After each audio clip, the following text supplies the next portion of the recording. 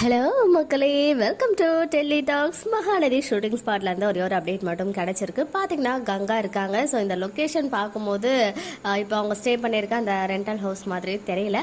Maybe நம்ம வீக்கா ஹவுஸ்ல ஏதாச்சும் ரூமா என்னன்றதும் எனக்கு கிளியரா தெரியல. விட்டாதீங்க.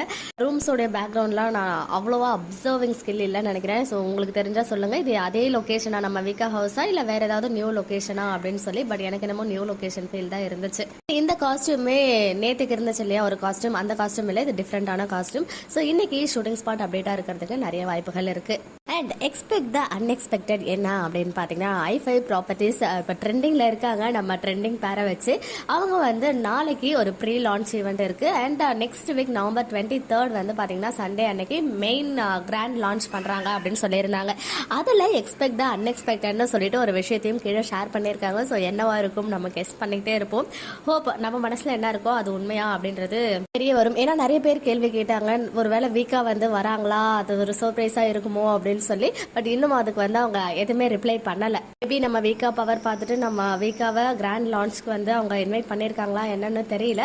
மேபி அதுக்கு முன்னாடியே சப்போஸ் அவங்க வரதா இருந்தா கண்டிப்பா அதுக்கு ப்ரொமோட் பண்ணுவாங்க, அவங்க வராங்க அப்படின்ற இன்ஃபர்மேஷனும் கொடுத்துருப்பாங்க. அதை பத்தி கிளியரா நமக்குமே இன்னும் தெரியல. பட் அந்த எக்ஸ்பெக்ட் த அன்எக்ஸ்பெக்டட் தான் எனக்குமே இடிச்சிட்டு இருக்கு, என்னவா இருக்கும் அப்படின்னு சொல்லி.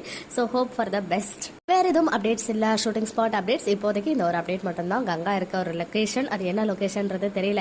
ஈவன் எனக்கு வந்து அந்த உடன் அந்த ஃப்ரேம்லாம் பின்னாடி இருக்கு இல்லையா, அதை பார்த்ததுமே ஒருவேளை கோர்ட் லொகேஷனோ அப்படின்லாம் நினைச்சிட்டேன். பட் அதுக்கப்புறம் அவங்க மாடி மேல இருக்காங்க அப்படின்றது தெரிய வந்துச்சு. ஸோ என்ன இருக்கும் கெஸ் பண்ணுங்க. ஓகே மக்களே, நெக்ஸ்ட் வீடியோவில் மீட் பண்றேன். எக்ஸ்க்ளூசிவ் அப்டேட்ஸ்க்கு மறக்காம நம்ம யூடியூப் சேனலை சப்ஸ்கிரைப் பண்ணிக்கோங்க.